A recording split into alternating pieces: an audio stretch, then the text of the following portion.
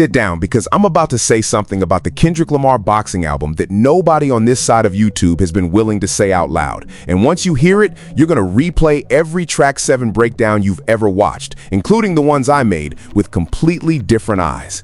Here it is. For weeks, we've been decoding this project like it's a weapon pointed at one house in Toronto. 12 rounds, a kill shot at 7, a guillotine with a beat on it. And look, I walked you through that framing myself, and the receipts behind the leak are what they are. A track list image circulated through insider group chats, no official confirmation from Kendrick Lamar, PG Lang, or any label has ever been issued. And the DJ Dahi feature, How to Pray, August 28th, with Amber Mark, is confirmed via the official album credit. That much is fact. Everything else is a theory the internet has been feeding on for 6 straight weeks. And if you're willing to sit with this for a second, I'm going to feed you a different one, the one I think is actually true. And I want you to be honest with me in the comments about whether it changes the way you hear this era. But first, if this is the kind of Kendrick Lamar breakdown you keep coming back for, the kind that doesn't insult your intelligence, doesn't repeat the same 3 sentences you've heard on every other channel, and doesn't need to scream at you to make a point, do me one small favor. Hit the like button, tap subscribe, ring the bell. Because on this side of the internet, we're not chasing hype. We're chasing the truth about Kendrick Lamar. And if you think that's worth more than the recycled Drake fan fiction the rest of your feed is serving, prove it right now while the video's still playing. Now let's go. Tonight, I want to ask a different question. Not who is Track 7 aimed at, but why does everyone assume Track 7 is aimed at Drake at all? Think about it. Really think about it. What has Kendrick Lamar actually been fighting for the last 2 years? The diss tracks? Those ended. The stadium moments? Done. The Super Bowl? Done. The awards? 5 consecutive BET Best Male Hip Hop Artist trophies, a Pulitzer, Diamond-eligible certifications. That's not a debate, that's public record. So if the war with Drake is over, and by every measurable metric it is, then who is this album actually for? A boxer doesn't train 12 rounds for an opponent already on the canvas. A boxer trains 12 rounds for the fight nobody sees coming. And that's the thread I want you to pick up with me, because once you see it, you can't unsee it. During Kendrick Lamar's long public quiet, the stretch between his projects, an entire economy grew up around his absence. Podcasts ran weekly segments on what his silence meant. Reaction channels built full programming schedules on it. Beef pages turned Kendrick hasn't posted into a content vertical. And yes, channels exactly like this one. I'm not exempting myself. We covered the silence too. All of us did. Kendrick Lamar became the only artist alive who generated revenue for other people by doing literally nothing. Let me make that concrete, because this is where it stops being abstract. Every week he said nothing, the takes got louder. He's scared, he's done, the moment passed him. Each one of those takes was a product, packaged, monetized, uploaded on schedule. The culture didn't just discuss Kendrick Lamar, the culture built an assembly line on top of him. Now, here's the turn, so stay with me. What if the boxing album isn't a response to a rapper? What if it's a response to that? Look at the reported structure again, but read it this time like an indictment instead of a track list. And I want to label this clearly, because this channel lives and dies on the difference between what's confirmed and what's read between the lines. What I'm about to say is my analysis, not confirmed lyric content, not an official PG Lang note. It is a reading. Round themes floating through the leak discussion, the walkout, the call-out, the industry round, the family round, the calm before the storm. Everyone mapped those onto Drake, but read them again as if the opponent is the machine itself. The industry round. Who is the industry in 2026? It's not just labels, it's the commentary class. The round isn't about who signed where. It's about who built careers narrating a man who never asked to be narrated. And suddenly, the boxing metaphor, the thing every channel, mine included, treated as a fight poster, reads completely differently. Because what does a boxer actually hate? It's not the opponent. It's the noise. The commentators calling the fight from the safety of the booth. The experts who've never taken a punch explaining what he should have done in round 4. The whole mythology of boxing is about the sanctity of the ring. Only 2 people inside the ropes, everyone else outside them, talking.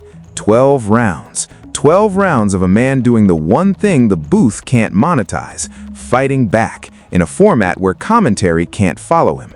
You can't react to a Kendrick Lamar verse in real time and win. The verse already anticipated your reaction. You can't clip it, because the context is the point. You can't break it down in 90 seconds without admitting that the breakdown itself was the problem. Now, and here's where I have to be honest with you, because this channel's whole promise is receipts versus sugarcoating. Is there confirmed evidence that Kendrick Lamar is targeting commentators, podcasts, and reaction channels? No, there is not. There is no interview, no released lyric, no statement. What I'm giving you is a reading of reported information, and I'm labeling it that way because the difference between Kendrick said this and this is what I think is happening is the entire credibility of this channel. If I lose that, I've lost everything I ask you to trust me for. But before you dismiss it as a theory, sit with 3 questions. 1. Why the silence? Not as a strategy against Drake. Drake was already beaten by every public metric by the middle of 2024. Silence against Drake after that is like training for a fight you already won. But silence against the commentary economy, that's devastating. Every quiet month made the takes wilder, the predictions dumber, the desperation more visible. Kendrick Lamar didn't have to discredit the booth. He just had to let the booth keep talking. In my opinion, 2 years of silence is not the behavior of a man hiding from a rival. It's the behavior of a man letting his real opponent expose itself in public for free on every platform, one embarrassing take at a time. 2. Why boxing? Of every concept available, and this is Kendrick Lamar, the same artist whose last projects were built on therapy, lineage, generational trauma, why the one sport whose entire culture is built around ignoring the crowd? Because boxing is the only arena in sports where the central moral crime isn't losing, it's fighting someone else's fight, selling out, taking the dive, performing for the crowd instead of fighting your fight. That is not a metaphor about Drake. That is a metaphor about authenticity versus performance, about a man versus everyone performing around him. 3. Why the rollout? If the leak is real, and remember, unverified, then who controlled it? We covered this on the channel before. PG Lang runs information security tighter than most major labels. A leak from inside that circle with clean typography landing first with A&Rs and engineers before the public, that is either the most embarrassing security failure in PG Lang history or the leak is the rollout. And if the leak is the rollout, look at what the rollout actually did. It made every channel, every page, every podcaster, again, us included, sprint to their microphones to narrate an album that doesn't officially exist. If this album is about the commentary machine, then the leak just forced the entire commentary machine to demonstrate the album's thesis in public for free before a single song dropped. Sit with that. That's checkmate of a different order. Not I made a song about you, but I announced nothing and you proved my point for 6 straight weeks. Now let me tell you where August 28th fits, because the date matters and it is confirmed. DJ Dahi's album, Track 3, How to Pray, Kendrick Lamar with Amber Mark. Every channel is calling it the appetizer, the first audible piece of the era. Fair enough, but listen to what we already know about the record through the snippet that premiered on Jilga Radio. Teach me how to pray and I will love you. For now. For now. We did a whole breakdown on those 2 words, and I told you they were doing narrative labor. But watch what they do in this frame. Teach me how to pray is a confession of incompleteness from the most scrutinized artist in music. It's a man saying, I don't have the answer. Teach me. In an economy built on everyone claiming to have the answer about Kendrick Lamar, the first audible voice of the new era admits uncertainty. For now puts an expiration date on certainty itself. That is not a Drake lyric. That is not a victory lap. That is a thesis statement about humility in a room full of people who get paid to be sure. Nobody is talking about that. Nobody is willing to, because to talk about it honestly is to admit the joke is on the people talking. And here's the twist I promised at the top, the part that reframes every Track 7 video on the internet, including the ones I made. If the boxing album is aimed at the commentary economy, then track 7, the middle round, the kill shot round everyone has mapped onto Drake's forehead, might be aimed at the center of that economy. And what sits at the center? Not a podcast, not a page, the audience, the click, the demand that made the supply rational. You, me, all of us who turned a man's career into a 2-year spectator sport and called it culture. All of us who consumed his silence like it was content and demanded more of it. All of us who made his absence into an event. Imagine, and I'm labeling this clearly as speculation because I have to, imagine track 7 lands and it isn't a name being buried in the middle round, it's a mirror. 12 rounds and the middle one turns around and faces the crowd for the first time in the history of the sport. Every channel that spent the summer drawing Drake's face on the heavy bag has to go back and recaption everything. That's why the reported structure matters so much. A diss buried inside an undeniable album can't be clipped and dismissed. A mirror buried inside an undeniable album can't be either. You'd have to break the mirror to argue with it, and the moment you break it, you're on camera doing it. Let me answer the obvious objection before the comments do, because I know it's coming. You're overthinking it. Beef sells, and Kendrick Lamar's whole current era is beef. Partially true. The 2024 battle was real, public, and decisive. Nobody's rewriting that. But notice what Kendrick Lamar has never done, not once. He has never chased the beef economy. No podcast victory tour, no weekly subliminals to keep the cycle fed, no sitting down with the friendly interviewers to relitigate it. He did the thing, and he left. Compare that to literally every other participant whose post-beef careers became beef commentary. One side of that war kept selling tickets to a fight that ended. The other side went quiet and built something you can't clip. So what should you actually watch for between now and August 28th? 3 signals, and these are testable, which is the difference between analysis and astrology. Signal 1, the credits. When How to Pray drops, read the credits before you press play. If the PG Lang Inner Circle is the entire production stack, no outside hitmakers, no crossover guests, no radio-facing feature, that's the Fortress model, and it supports the reading that this Kendrick Lamar era is about control of the frame, not conquest of a rival. Signal 2, the visual language. Every PG Lang rollout artifact so far, the taped hands, the corner of the ring photos, the fighter imagery, has kept Kendrick Lamar alone in the frame. No opponent has ever appeared in a single breadcrumb. If the boxing era was about Drake, the breadcrumbs would taunt him. They never have. The ring has been empty the whole time. An empty ring isn't a fight poster, it's a meditation, and meditations don't need opponents. Signal 3, who gets angry? If track 7 ever surfaces and the first people offended aren't rappers, if the first backlash comes from media figures, from platforms, from commentators who feel personally seen by the record, then the album told on itself, and this video will be sitting right here with the receipts. Bookmark that. Now I want to steer this back to something we don't talk about enough on this side of hip-hop discourse.